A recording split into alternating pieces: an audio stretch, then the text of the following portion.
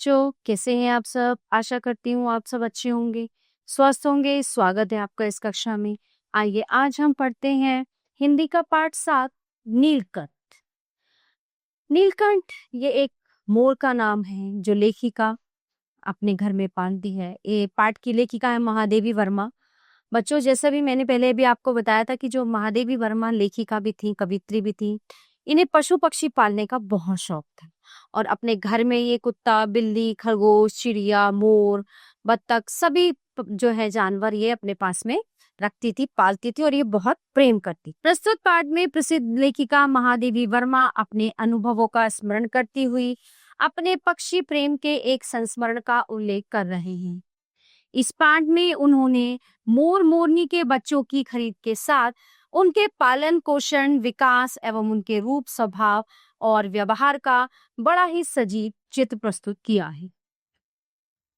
इस संस्मरण के द्वारा लेखिका का जीवों के प्रति प्रेम, भाव, सहृदयता तथा सहानुभूति का परिचय मिलता है। उस दिन एक अतिथि को स्टेशन पहुंचाकर मैं लौट रही थी कि चिड़ियों और खरगोशों की दुकान का ध्यान आ गए और मैंने ड्राइवर को उसी ओर चलने के लिए कहा।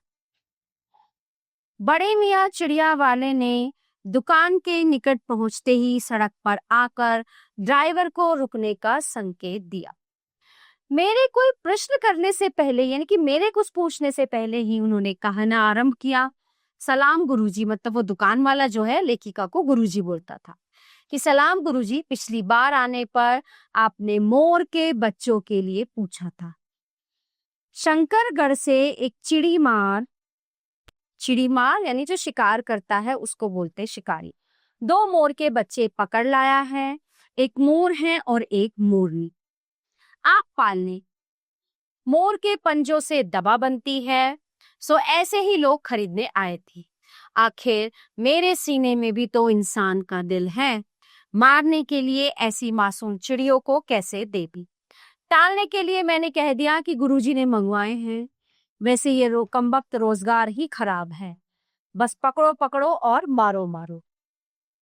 बड़े मियाँ की भाषण की तूफान मेल के लिए कोई निश्चित स्टेशन नहीं है, यानी कि बड़े मियाँ जो है ऐसे बोलते जाते थे, किसी की सुनते नहीं थे, बस बोलते जाते थे। सुनने वाला थककर जहां रोक दे वहीं स्टेशन मान लिया जाता है।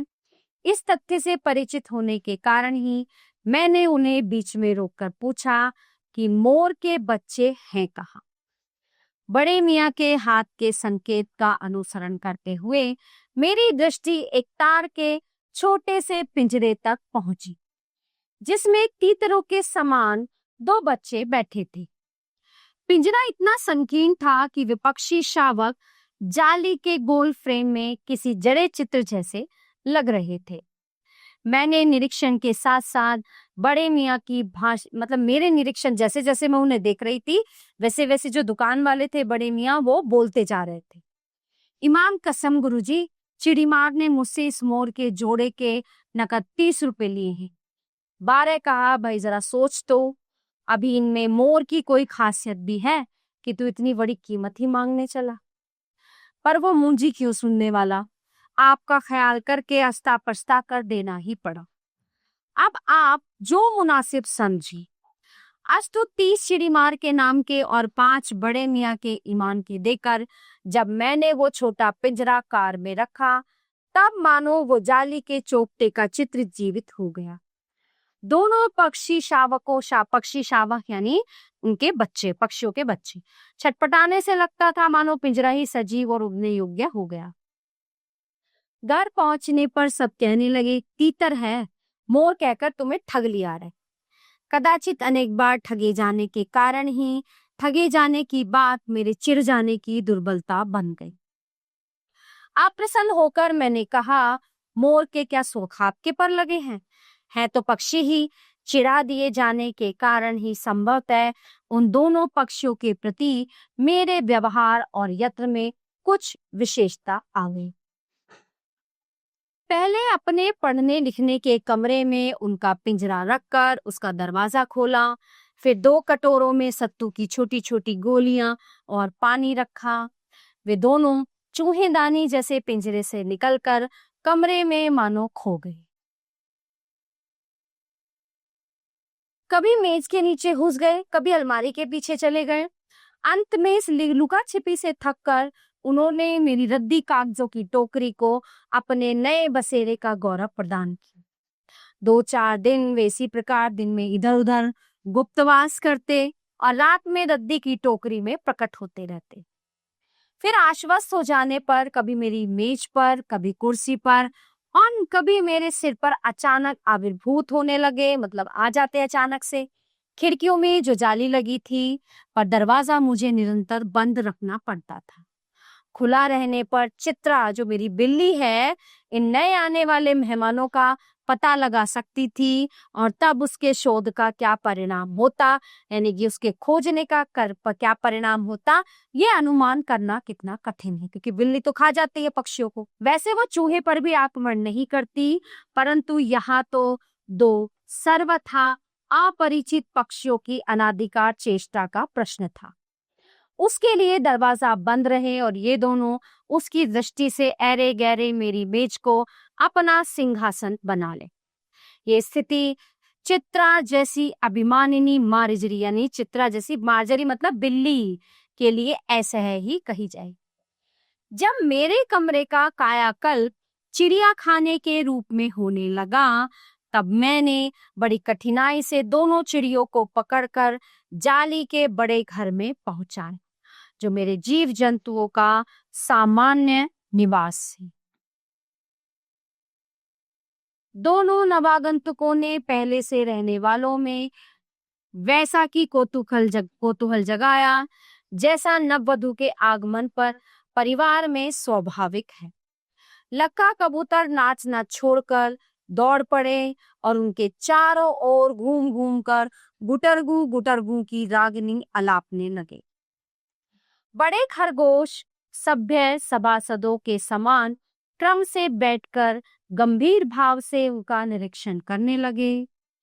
ऊन की गेंद जैसे छोटे खरगोश उनके चारों ओर उछल कूद मचाने लगे।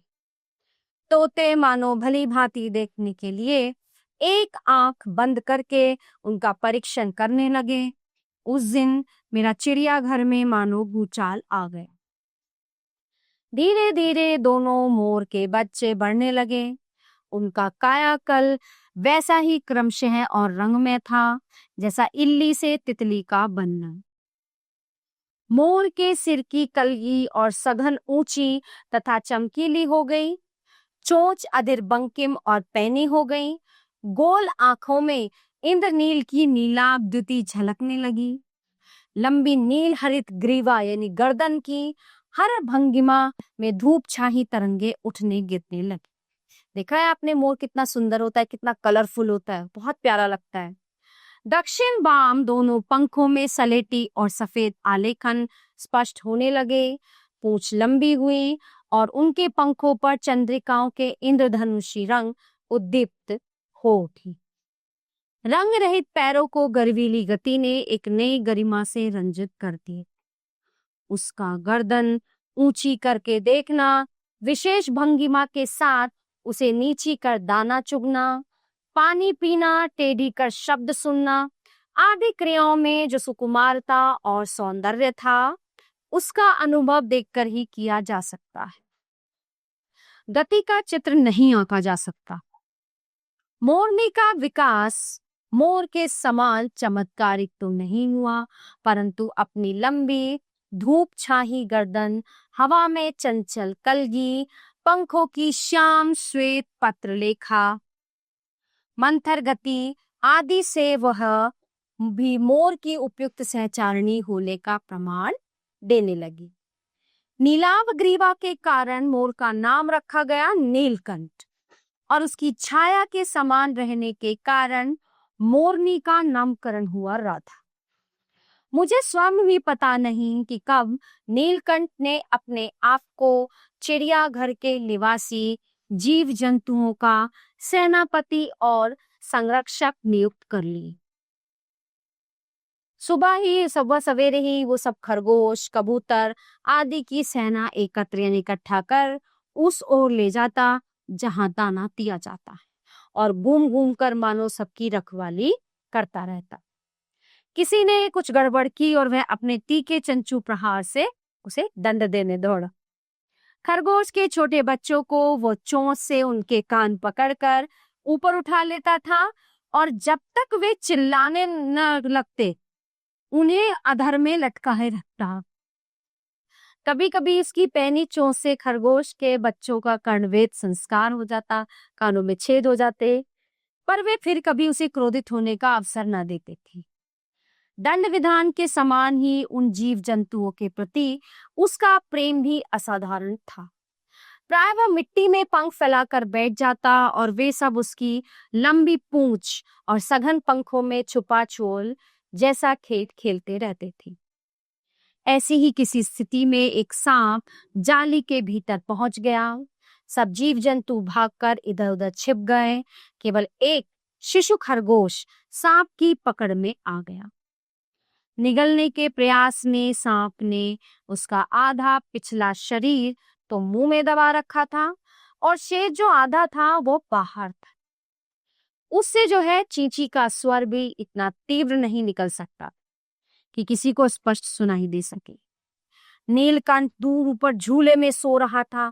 उसी के चौकन्ने कानों ने उस मंद स्वर की व्यथा पहचानी और वो पूंछ पंख समेट कर सर से एक झपट्टे में नीचे आ गए। संभवतः अपनी सहज चेतना से ही उसने समझ लिया होगा कि सांप के फन पर चोंच मारने से खरगोश भी घायल हो सकता।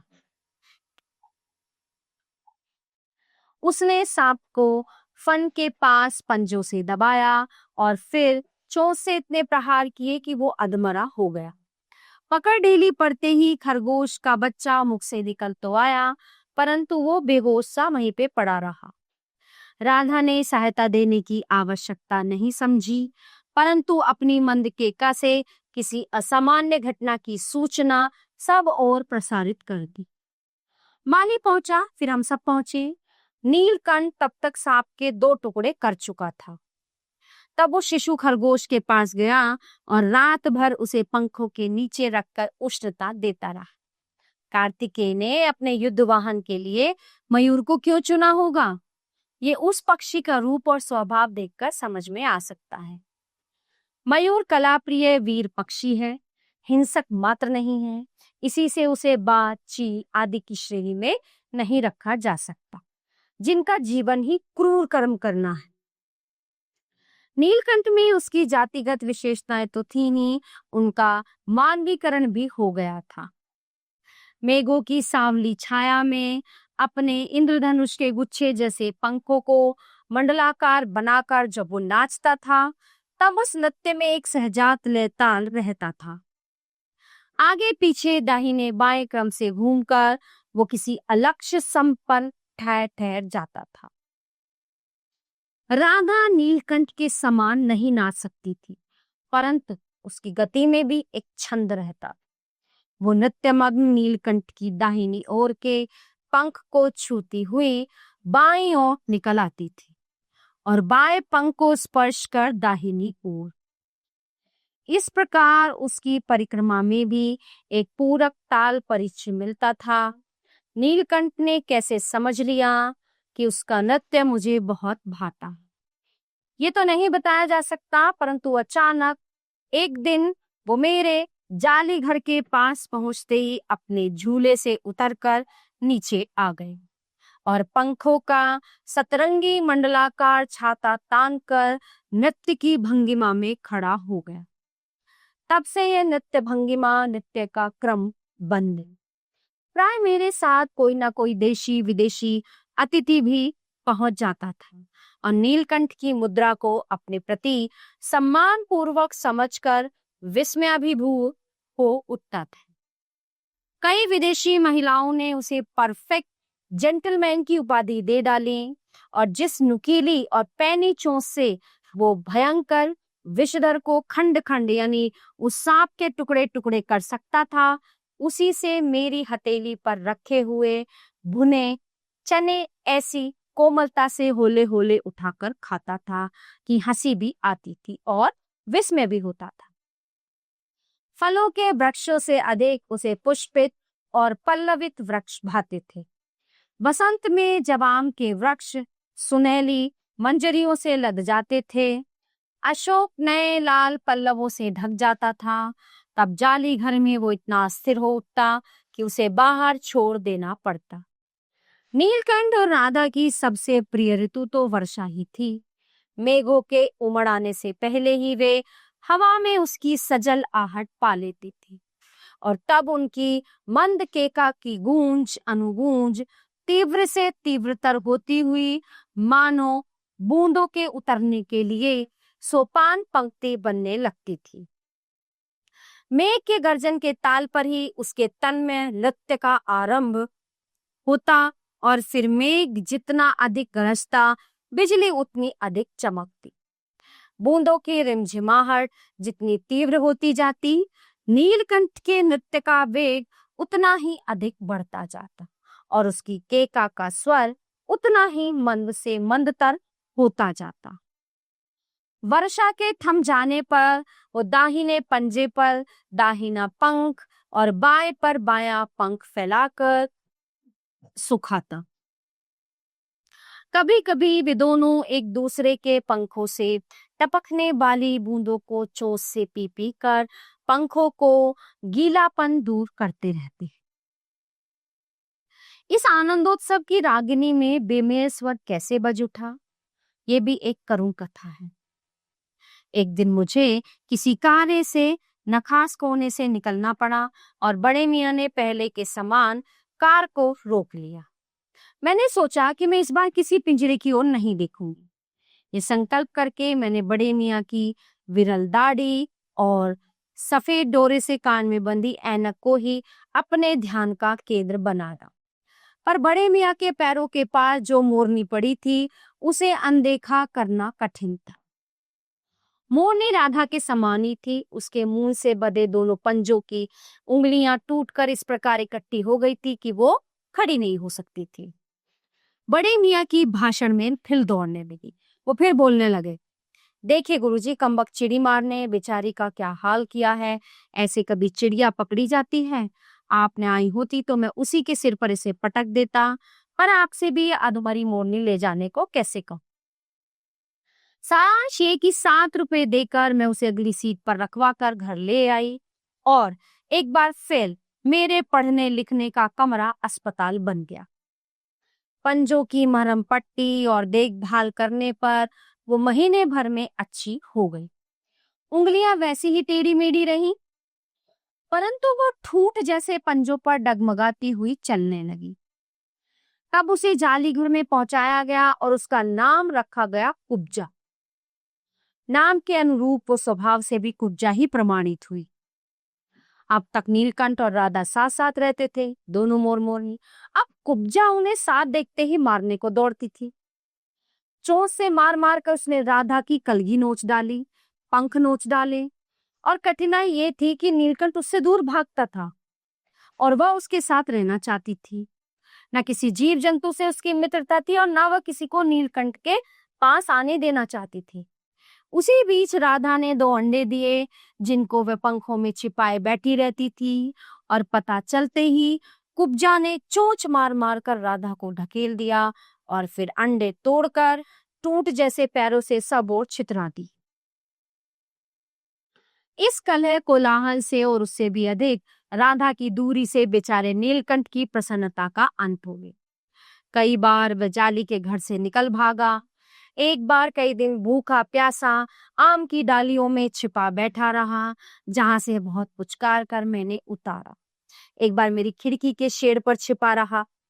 मेरे दाना देने जाने पर वो सदा की भांति पंखों को मंडलाकार बनाकर खड़ा हो जाता था, पर उसकी चाल में थकावट और आंखों में एक शून्यता रहती थी।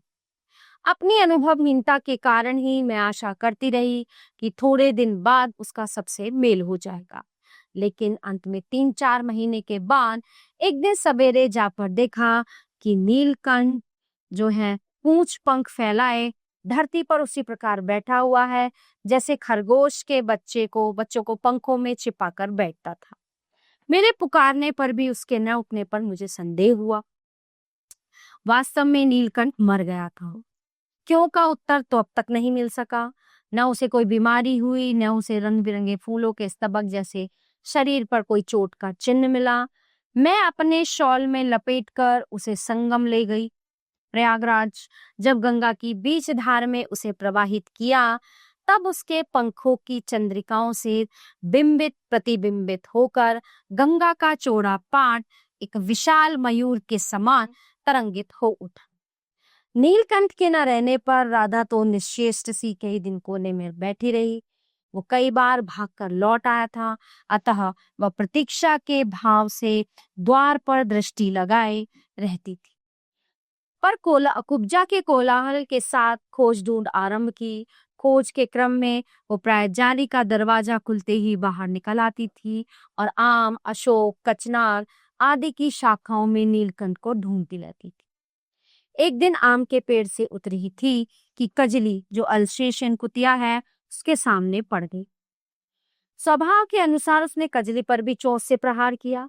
परिणामतः कजली के दांत उसकी गर्दन पर लग गए। इस बार उसका कलह, कोलाहल और द्वेष प्रेम भरा जीवन बचाया ना जा सका, परंतु इन 3 पक्षियों ने मुझे पक्षी प्रकृति की विभिन्नता का जो परिचय दिया, वो मेरे लिए विशेष महत्व रखता है।